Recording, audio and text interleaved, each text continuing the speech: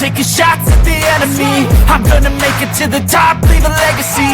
तो सोनू भाई आज हमारे साथ कल हमने जो ऑडिशन किया था रूडिस का, तो रूडिस के ऑडिशन में जो स्टार्ट से लेके शाम को जब हम घर वापसी किया हमने जीडी तक, तो सोनू भाई मेरे साथ थे और 2-3 जन साथ में थे, तो हम उनका बाइट कवर करेंगे।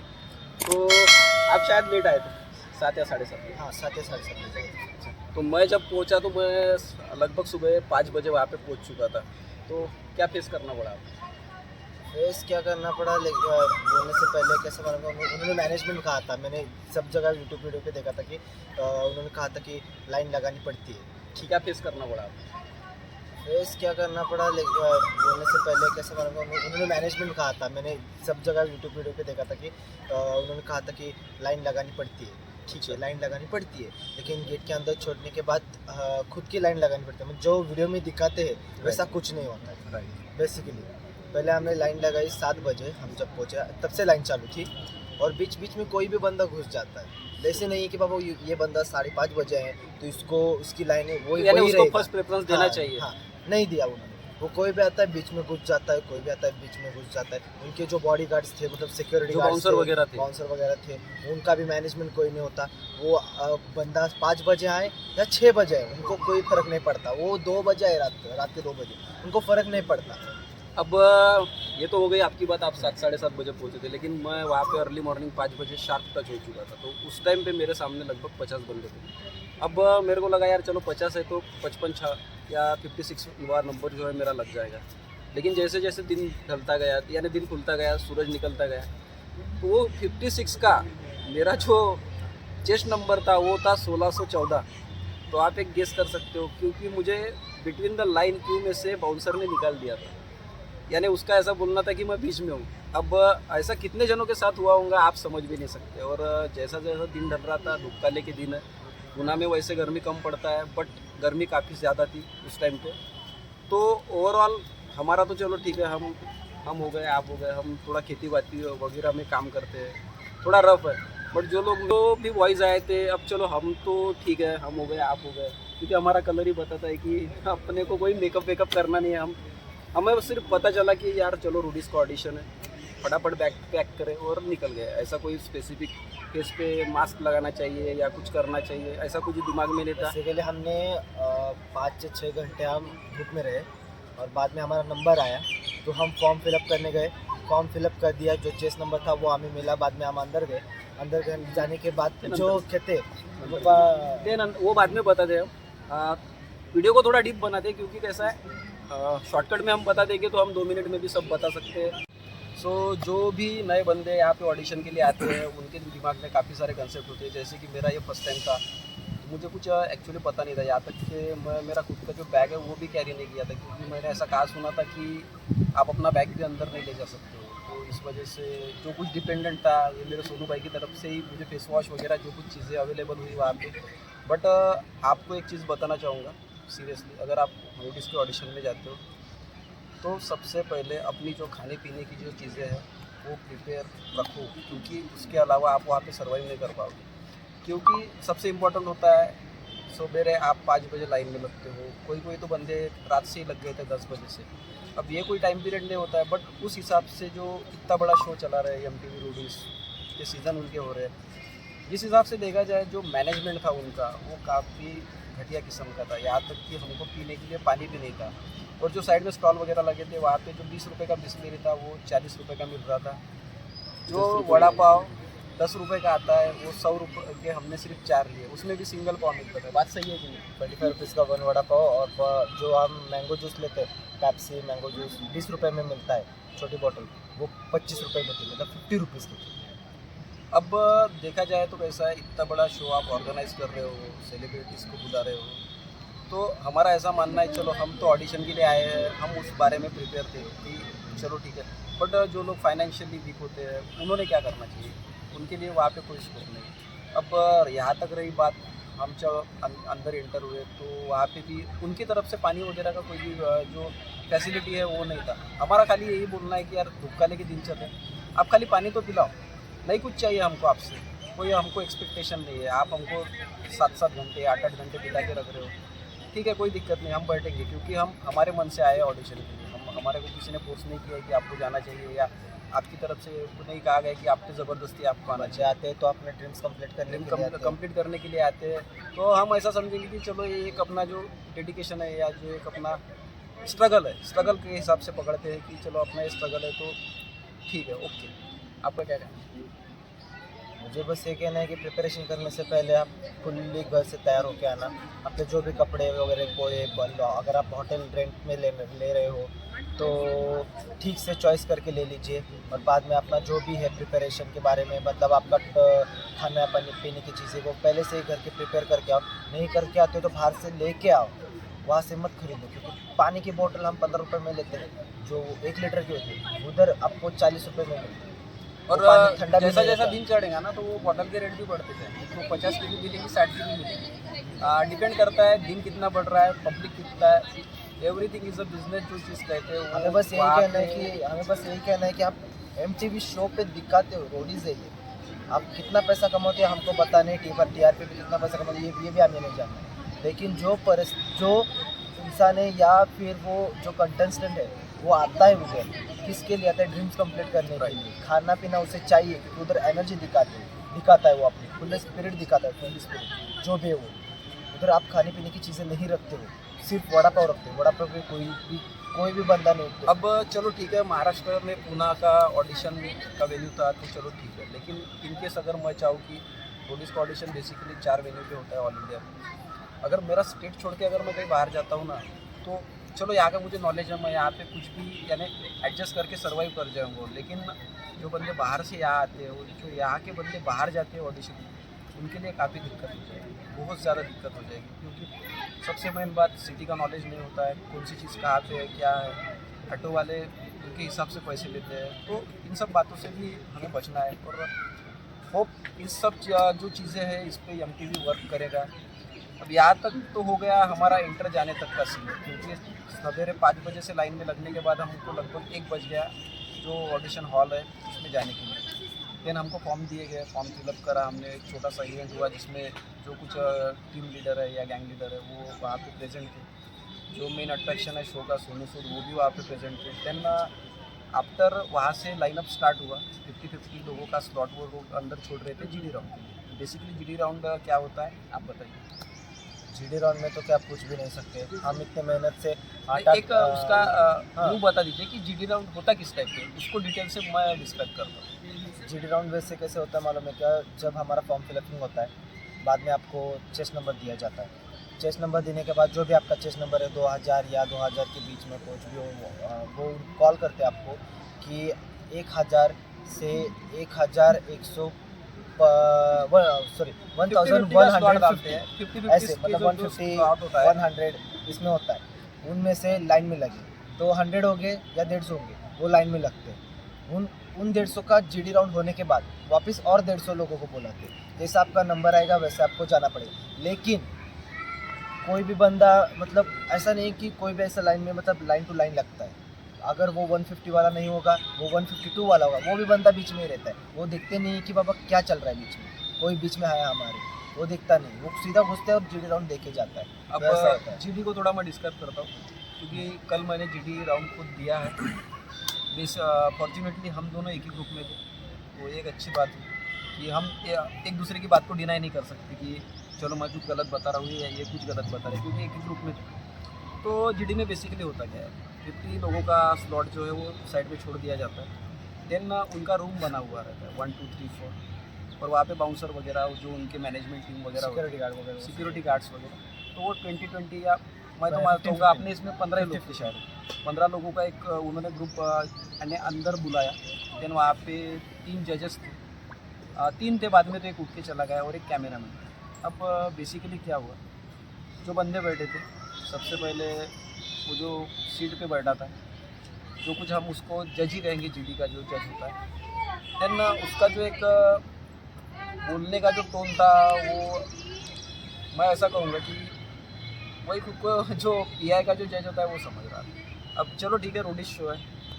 अब उसमें होता क्या है, देखो आप अपने फॉर्म पे पूरा टोटली डिटेल लिख के देते हो, लेकिन जो 12 या 15 बंदे रहते हो उनको कहा जाता है कि आपके पास ओनली 30 सेकंड, ठीक है।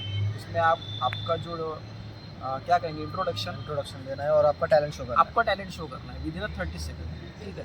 बंदा 5 बजे से बैठा है मॉर्निंग में, देन उसका नंबर लगता है 6 बजे, अपना नंबर 6 बजे ही लगा है।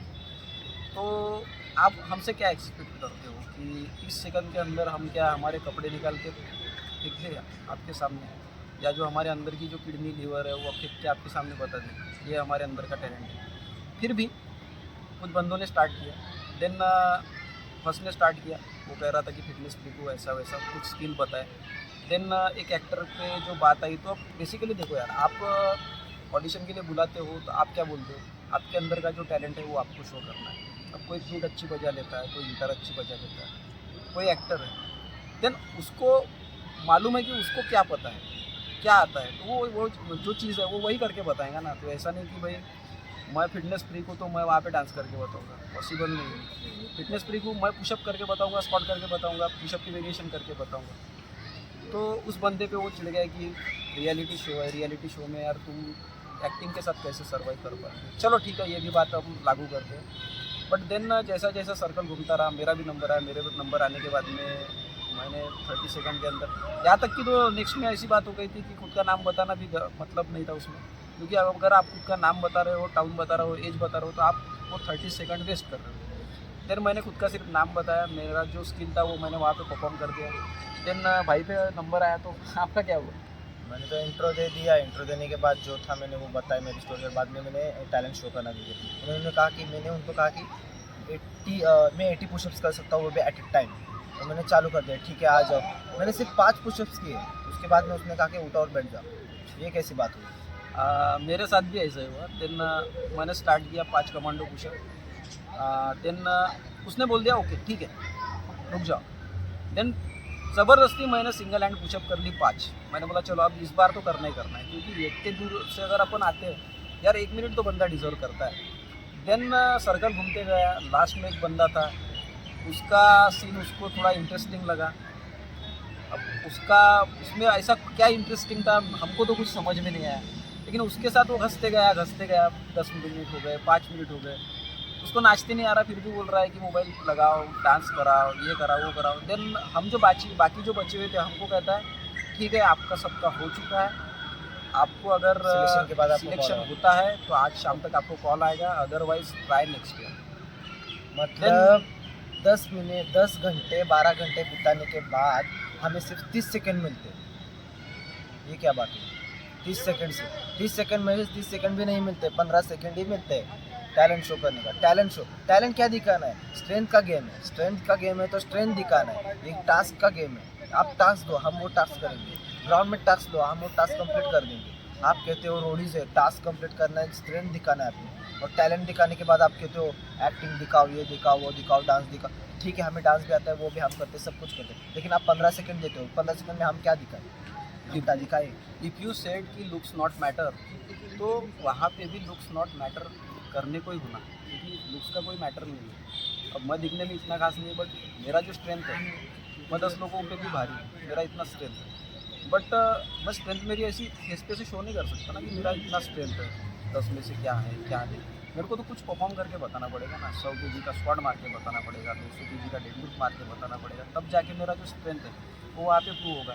और मैं नहीं मानता कि ये सब चीज़ें 30 सेकंड के अंदर, यानी 30 सेकंड इज नॉट, यानी जज ही नहीं करता है कि जज नहीं करता, क्योंकि कैसा मालूम है कि 30 सेकंड से भी ज़्यादा कर दो। 50 सेकंड मैंने मिनिमम कहा था, 50 सेकंड बैठा, 50 सेकंड में इंट्रो दिया, 50 सेकंड बाहर, चलो निकलो बाहर। 50 मिनट आप लोग आपके सिलेक्शन के बाद आपका कॉल आ जाएगा, वरना नहीं कॉल आया तो आपका जूनियर राउंड यहीं भी क्लियर होगा, मतलब ख़त्म हो गया। तो ऐसा नहीं है ना 10 घंटे का या 12 घंटे का वो धूप में बिताने के बाद न खाना न पीना, कुछ न करना, उसके बाद भी आप 15 सेकंड लेते हो। और वो बंदा सो रहा था इंटरव्यू लेने के बाद, उसका वो जो बंदा है ना मेरे से, मतलब ये भाई अपना टैलेंट दिखा रहा है, वो ऐसा देख रहा है, उसका सो के देख रहा है, और वो दूसरे को मेरे को कहता है कि आप आपका इंट्रो बताओ, मैं मेरा इंट्रो बताऊँ, ये इनका टैलेंट देखेगा। मतलब ये दोनों चीज़ें एक ही टाइम करता है, लेकिन वो ध्यान नहीं देता। देखो कैसा है, आप शो ले रहे हो अच्छी बात है, जो लड़के हैं उनको प्लेटफॉर्म मिल रहा है, लड़के यहाँ पे जेंडर मैटर नहीं करता, तो आप उस हिसाब से उनको चांस दो, है कि नहीं? राइट, चांस दो ना आप, क्योंकि इतने दूर से अगर कोई आता है, मैं 800 किलोमीटर से आया, ये भाई 400-500 किलोमीटर से आए, तो एक होप होता है कि सिलेक्शन इज़ नॉट कंपलसरी, हमको सिलेक्ट नहीं होना है, सिलेक्ट होते हैं नहीं होते हैं नो मैटर, नहीं भी हुए तो कोई गम नहीं, एक वहाँ पे जाने के बाद एक सेटिस्फेक्शन होना चाहिए कि मेरे अंदर जो स्किल है मैं वहाँ पे शो करके आया, क्योंकि 7-8 साल से मैं वर्कआउट कर रहा हूँ, मुझे भी लगता है कि किसी को कोई पैसा नहीं चाहिए, कुछ नहीं चाहिए, कोई घर का गरीब नहीं है, जो घर के जो गरीबी के दिन थे वो हमने पहले ही निकाल दिए, अभी तो फाइनेंशियली या इकोनॉमिकली कहेंगे तो पूरा सेटल है, तो मनी इज़ नॉट मैटर, हमारे लिए पैसा कोई मायने नहीं रखता, बट एक इच्छा होती है कि नहीं यार अपन भी वहाँ पे कुछ शो करके कुछ दिखना चाहिए, बस इतनी इच्छा थी। और रोडीज़ वालों से कहना चाहूँगा, आप शो लेते हो, सब बातें अच्छी है, आप स्पेसिफिक टाइम दिया करो कंटेस्टेंट को, उसका जो टैलेंट है वो शो करने के लिए। अब अगर कोई फ्लूट बजाने वाला आता है, उसको कहेंगे कि आप तू जाके उससे झगड़ा करके बता 2 मिनट के अंदर, तो यार उसका माइंडसेट तो एकदम चेंज हो जाएगा। मानता हूँ रोडीज शो है, सडनली कुछ भी टास्क आ सकते हैं, कुछ भी करना पड़ सकता है, बट मैं नहीं मानता कि इतना स्ट्रगल करने के बाद 10-12 घंटे का उसकी वो मेंटेलिटी होती है कि वो जाके डायरेक्टली इन सब चीज़ों को अटैक कर पाए। हाँ ठीक है, आप चेस नंबर देते हो, आप बुलाओ, कल आओ जाओ, आपका कल नंबर आएगा, ठीक है, वो बंदा रहेगा, फिर भी कुछ भी स्ट्रगल करेगा, क्योंकि वो स्ट्रगल ही करने के लिए आया है, स्ट्रगल करेगा तो तभी उसको सक्सेस मिलेगा। लेकिन यानी इसका यही मतलब नहीं कि हमारा कि 1000 जन आए तो 1000 के एक टाइम ऑडिशन लेंगे, ऐसा नहीं हमारा। लेकिन हम 10-10 घंटे 12-12 घंटे पुताते और 15 सेकंड में आप उतारते, तो हम क्या बोले उसको इसके बारे में। मुझे तो लगता है रोडीज मुझे तो लगता है रोडीज है ना, ये सिर्फ ना थोबड़े से ही पहचान के मिलते हैं। अब बेसिकली एक बात होती है कि हमने ऐसे रूमर्स सुने थे कि ये जो शो होता है वो टोटली स्क्रिप्टेड होता है, ऐसा होता है वैसा होता है, नहीं 90%, बट 10% आई गेस स्क्रिप्टेड होता है। 90% तो नहीं कह सकते, बट 10% स्क्रिप्टेड होता है, क्योंकि अगर आपकी जितनी भी ऑडियंस है वो अगर फुलफिल ऑलरेडी कंटेस्टेंट है, वो जो रिक्वायरमेंट है वो अगर आपको ऑलरेडी कंप्लीट हो जाता है, तो मैं मानता हूँ कि जो बचे हुए लोग हैं उनको आप पहले ही कह दो कि आप ऑडिशन पे मत आओ। आप इंस्टाग्राम पे, सोशल मीडिया पे भर के बोलते हो ऑडिशन के लिए कब आ रहे हो, ऑडिशन तैयार है, ऐसा है वैसा है, तो आप बोल दो ना कि हमारा जो कोटा था वो ऑलरेडी कंप्लीट हो चुका है, अब हमें ज़्यादा कंटेस्टेंट की ज़रूरत नहीं है, राइट, हमारा भी खर्चा बच जाएगा और हमारा टाइम बच जाएगा, सबसे इम्पोर्टेंट, राइट। मैं तो बस ये भी कुछ नहीं कह सकता इसके बारे में। रोडीज़ के बारे में मेरा फर्स्ट एक्सपीरियंस था तो बहुत ही गंदा हो चुका है वो एक्सपीरियंस मेरा। तो रोडीज़ देने का मतलब स्पिरिट आ रहा था कि मैं रोडीज़ दूँ, मैं रोडी बनूँ, लेकिन अभी भी मेरे स्पिरिट है कि मैं रोडी बनूँ, मैं अगले ऑडिशन में जाऊँ। अगले ऑडिशन के जाने के बाद मैं इतना ही प्रिपरेशन करूँगा कि भाई लेट आऊँगा 6 नंबर लेट ही लूँगा, हाँ। जो भी नंबर आए खाना खा के पी के सब कुछ आऊँगा, उधर बैठूँगा आराम से, GD राउंड दूँगा और सिलेक्ट होके ही जाऊँगा। लेकिन जल्दी कभी नहीं आऊँगा, जल्दी आओगे तो आपका सारा टाइम वेस्ट होगा, और वो लेते वीडियोस वगैरह कुछ नहीं होता, वो भी स्क्रिप्टेड ही वीडियो होता है। चिल्लाओ रोडीज के वो भी बंदे चिल्लाते हैं क्यों उनको वीडियो में आना है, वो फ्रंट पे आएंगे ना, टीवी पे आएंगे भाई, हाँ हम टीवी पे आए 10 सेकंड के लिए तो आए, अरे 10 सेकंड के लिए नहीं आना है भाई, हर 3 महीने तक दिखना है, 3 महीनों तक दिखना है। वो तो जाने दो, मुझे तो कहना है 3 महीने से जाने दो, मुझे तो हर बार टीवी में दिखना है, हर बार। ये चीज़ ध्यान में रखो और प्रिपरेशन करके आओ। हमने कहा है ना कि खाना पीना आपका जो भी कपड़ा वगैरह है वो साथ में लेके आओ, लेकिन लेट आना 10-12 बजे आए तो भी ठीक है आपके। तो होप आज के वीडियो में हमने काफ़ी सारी चीज़ों को डिस्कस किया, then next year definitely try करेंगे, ऐसा नहीं है, होप तो हारना नहीं है, बट ये सब जो इस सीज़न में हमारे साथ जो हमारा फर्स्ट एक्सपीरियंस था वो सब चीज़ें हुई, वो हमने जेन्युइनली आपके साथ शेयर की, हम पे कोई किसी का प्रेशर नहीं है या कुछ नहीं। और ये मत सोचिए कि हम सिलेक्ट नहीं हुए इसलिए वीडियो बना रहे हैं, ये वीडियो एज एक गाइडेंस जाएगा या इन्फ्लुएंस करेगा कि जो आने वाले जो कंटेस्टेंट है उनको, चलो जो सीनियर होते हैं उनका कोई दिक्कत नहीं है, लेकिन जो नए बंदे ट्राई करते हैं उनके लिए एक इन्फॉर्मेटिव वीडियो होगा। होप गाइस आज के वीडियो के लिए बस इतना ही। ये वीडियो भाई के चैनल पे भी आएगा, मेरे चैनल पे भी आएगा, तो मैं मेरे चैनल का इस पर नाम नहीं लूँगा, ठीक है ना, कोई दिक्कत नहीं है, ले भी लिया तो कोई दिक्कत नहीं। मेरा चैनल है स्टूपिड एथलीट और भाई का चैनल सोनू जावलेकर, दोनों चैनल को सब्सक्राइब करो। अगर वीडियो पसंद आए तो डेफिनेटली लाइक करना, और ऑल्सो आपके दोस्तों में जो कोई यानी इच्छा रख रहा है कि अगले सीज़न में ट्राई करने के लिए, उनको शेयर करना जैसे उनको हेल्प मिल सके। चलिए गाइस नेक्स्ट वीडियो में मिलते हैं, तब तक के लिए स्टे फिट स्टे हेल्दी, जय हिंद।